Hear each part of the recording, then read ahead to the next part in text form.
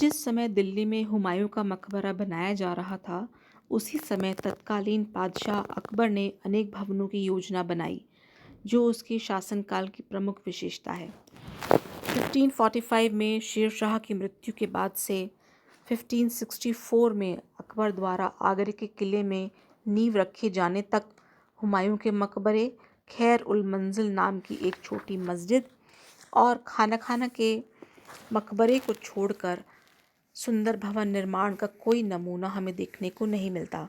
लेकिन अकबर के भारत के शासक बनने के बाद जिस पैमाने पर और जिस उत्साह से भवन निर्माण का कार्य शुरू हुआ, वह अद्वितीय था।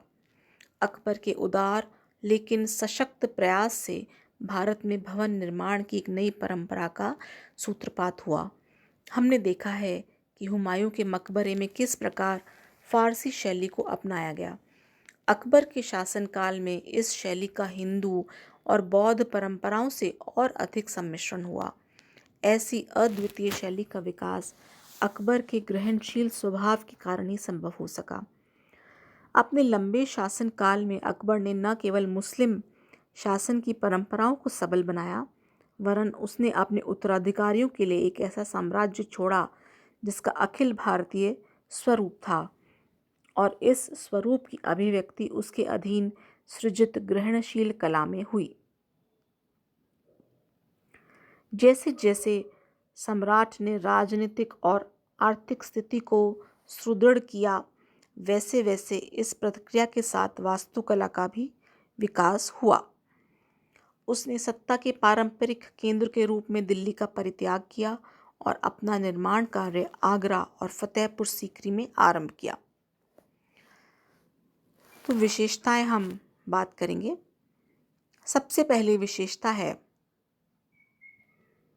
लाल पत्थर का उपयोग। उसके अधीन बनाई गई अधिकांश इमारतों का निर्माण लाल पत्थर से किया गया, जो निकट के स्थानों पर बहुतायत से मिलता है। साथ ही प्रायः प्रभाव के लिए कहीं कहीं सफ़ेद संगमरमर का भी प्रयोग किया गया है। दूसरा, सैद्धांतिक रूप से निर्माण में शहतीर को आधार बनाया, यद्यपि छतरियों के अलंकरण के लिए ट्यूडर मेहराबों का भी प्रयोग किया है। वास्तव में अकबरी शैली में मेहराबी और शहतीरी शैली का प्रयोग अनुपात में किया है। यह शैली पंजाब और कश्मीर में प्रचलित काष्ठ की निर्माण शैली के भी बहुत नज़दीक थी। तीसरी विशेषता है कि आरंभिक अकबर कालीन शैली में लोधी भवनों के गुंबदों का प्रयोग किया है। ये गुंबद प्रायः पोले हैं और तकनीकी दृष्टि से शुद्धतः वैसे नहीं हैं। खंभों के ऊपर चौतरफा शहतीर लगे हुए हैं, जबकि आगे के खंभों को प्रायः अनिवार्य रूप से टेक के लिए मेहराबदार बनाया गया है।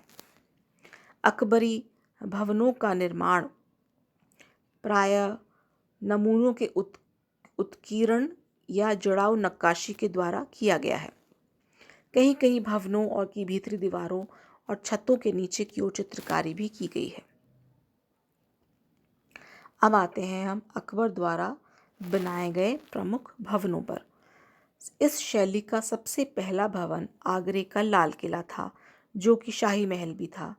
अकबर ने अपने साम्राज्य में अनेक सामरिक महत्व के स्थानों पर ऐसे किलेनुमा निवास स्थान बनवाए, जिनमें विशेषकर जहांगीरी महल और उसका मुख्य परकोटा शामिल है। ऐसा लगता है कि अन्य स्थानों पर शाहजहां ने संगमरमर के कक्ष बना दिए। किले के परकोटे की दीवार भारी भरकम ही नहीं है, बल्कि उसमें बीच बीच में खाली जगहों पर अलंकरण के लिए पच्चीकारी भी की गई है। जहांगीरी महल में अकबर के भवन निर्माण संबंधी विचारों का उद्भव देखने को मिलता है, जो बाद में उसकी नई राजधानी फतेहपुर सीकरी में जाके परिणत रूप में सामने आया। यहाँ गुजरात, मालवा आदि की स्थानीय शैलियों का समावेश देखने को मिलता है। गुंबद के प्रयोग से बचने का प्रयत्न किया है। केवल मस्जिद में ही उसका प्रयोग हुआ है। गुंबद के स्थान पर छतरियों का प्रयोग किया गया है।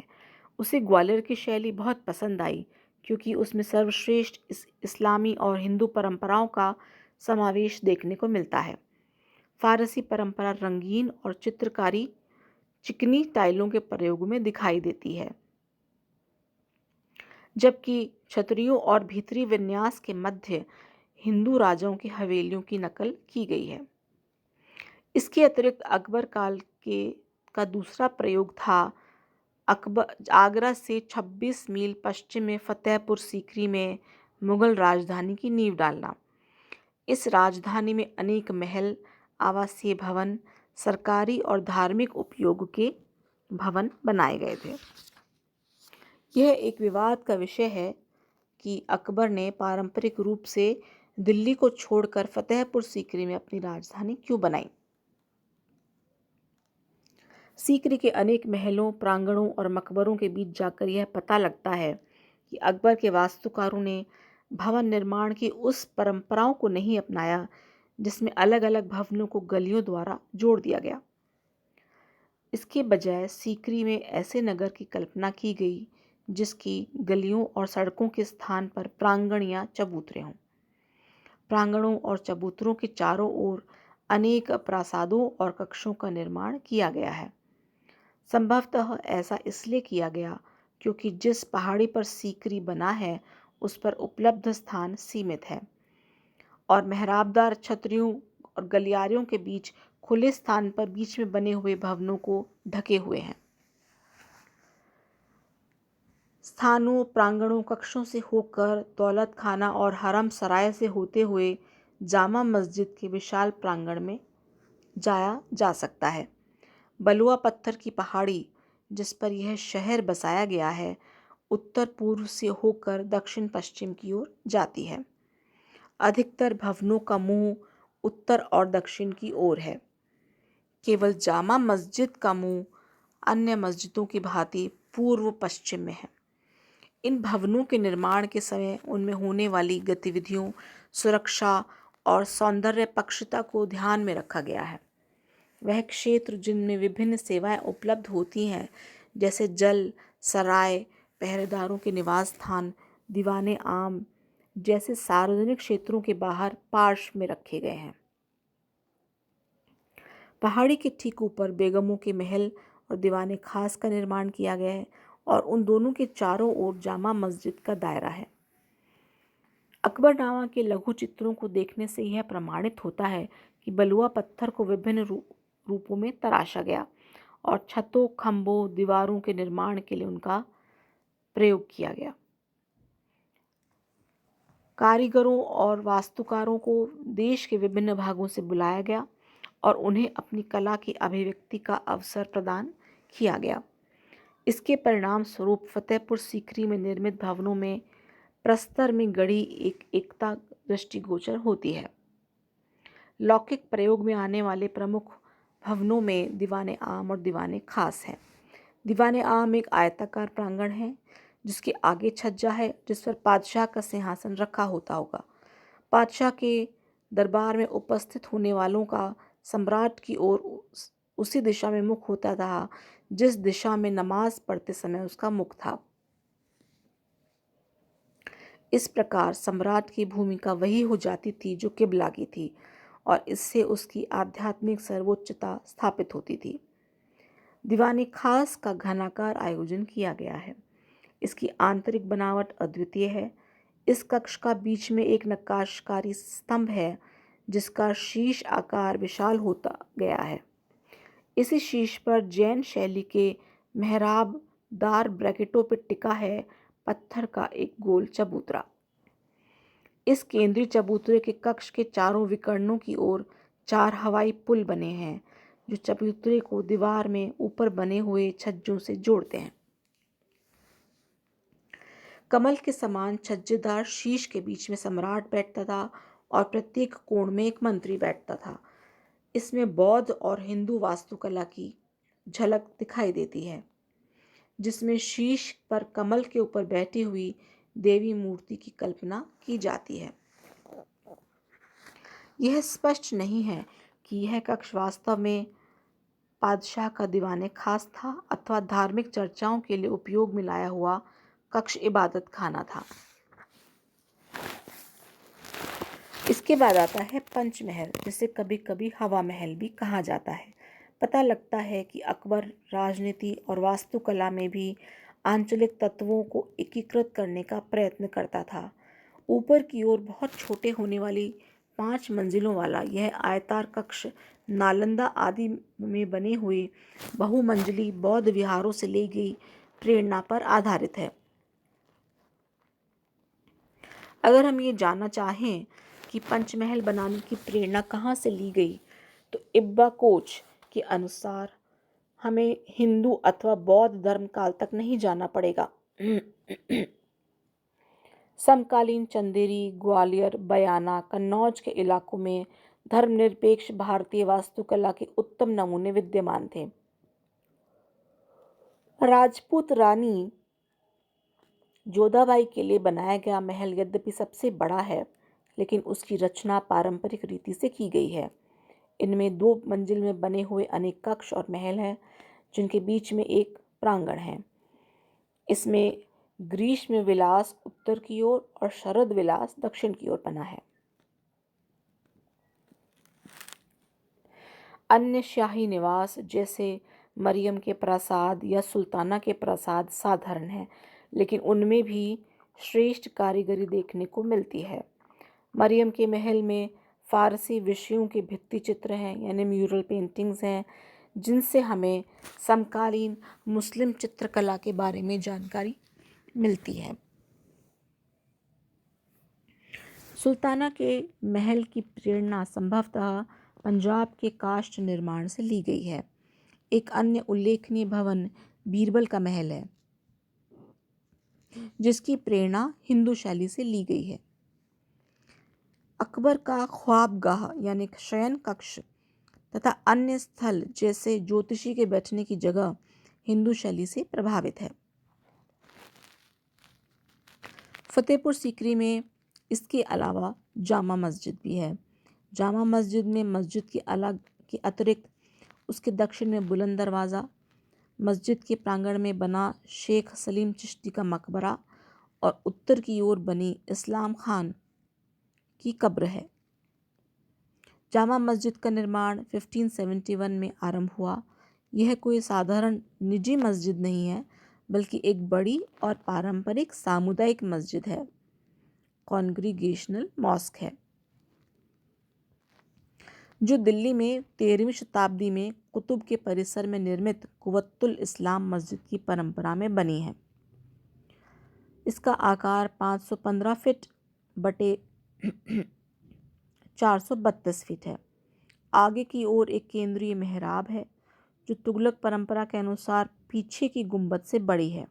यह केंद्रीय मेहराब बगल में दोनों ओर बने हुए ढलुआ छज्जों की मेहराबों के अनुपात में बहुत बड़ी है। भीतर की ओर इस प्रकार अलंकरण किया है, जो देखने में लकड़ी के फट्टू जैसा दिखता है। यह सीकरी के अन्य स्थानों की भावना को प्रकट करता है। इस मस्जिद का निर्माण पूरा होने के 25 वर्ष बाद लगभग अकबर ने अपनी विजय यात्राओं से लौटकर उसकी यादगार स्वरूप मस्जिद की दक्षिण दिशा में बुलंद दरवाजे का निर्माण कराया, जो 134 फीट ऊंचा है। दरवाजे तक पहुंचने के लिए 42 फीट लंबी सीढ़ियां हैं। इस प्रकार सड़क से दरवाजे की कुल ऊंचाई 176 फीट है। यह दरवाज़ा लाल और पीले बलुए पत्थर का बना है और इसमें संगमरमर की जड़ावट सशक्त दिखती है। अकबर ने इसके निर्माण का उन्हीं कारीगरों को सौंपा जिन्होंने दिल्ली में हुमायूं का मकबरा बनवाया था। दरवाजे के शीर्ष पर कंगूरे और छतरियां बनी हैं। दरवाजे के पिछले के हिस्से में नीचे की ओर जाती हुई साधारण पत्थर की चिनाई की गई है। सीकरी की मस्जिद के भवन समूह में एक और बुलंद दरवाज़ा है, जो विशालता की भावना को अभिव्यक्त करता है। दूसरी ओर चिश्ती का मकबरा है, जो कोमल, परिष्कृत और भली भांति तराशा हुआ दिखता है। उस समय इस नीची गुंबद वाला बलुआ पत्थर का मकबरा था, जिसमें बाद में जहांगीर के काल में बलुआ पत्थर निकालकर उसकी जगह संगमरमर जड़ दिया गया।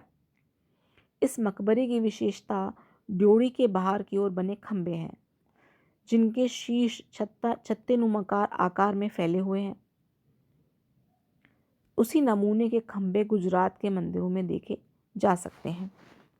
मस्जिद में बने भवनों में एक उल्लेखनीय भवन इस्लाम शाह की कब्र है, जहां हमें पहली बार वर्णाकार मेहराब का प्रयोग दिखने को मिलता है।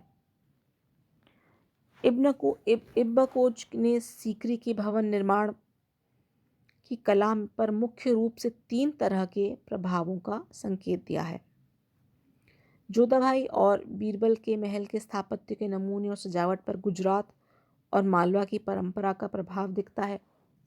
दूसरा प्रमुख प्रभाव दिल्ली सल्तनत यानी खिलजी तथा इल्बारी तुर्क परंपरा का लगता है, जिसमें सजावट के लिए बलुआ पत्थर का प्रयोग किया है। और तीसरा प्रभाव जो है समकालीन जौनपुर, बयाना और कन्नौज के इलाकों का यह प्रभाव था। राजा बीरबल के महल के मेहराब पर कमल, गुलाब के गुच्छों और कलियों की सजावट है। ये मेहराब सजावटी बलुआ पत्थर के विशिष्ट नमूने हैं। फतेहपुर सीकरी से संबंधित हम एक बात तो निश्चित रूप से कह सकते हैं कि स्थापत्य संबंधी बातचीत में जिस दार्शनिक भाषा का इस्तेमाल किया गया है, वह राजनीतिक स्थिरता और सांस्कृतिक विकास के क्षण में महत्वपूर्ण परिवर्तन की प्रक्रिया में संलग्न समृद्ध समाज के संदेश को पहुंचाने का एक उपयुक्त माध्यम थी। यद्यपि फतेहपुर सीकरी नगर हर दृष्टि से वैभवपूर्ण था, लेकिन अकबर ने 1585 में इसे त्याग दिया। इतना हमें पता लगता है कि सीकरी में शायद पानी की उपलब्धता की कमी थी। अपने शासनकाल के अंतिम समय में उसने इलाहाबाद में एक विशाल किला बनवाया, जो लाल बलुआ पत्थर से ही बना था। और लेकिन अपनी राजधानी लाहौर लाने के बाद उसने लाहौर के किले का भी निर्माण कराया। सारांश में कहा जा सकता है कि अकबर के समय में वास्तुकला का विकास हिंदू शैली के आकारों, धार्मिक संकेतों और विशेषताओं से प्रभावित हुआ, और इस प्रकार उसके पोते शाहजहां ने मुगल वास्तुकला को नए आयाम प्रदान किए।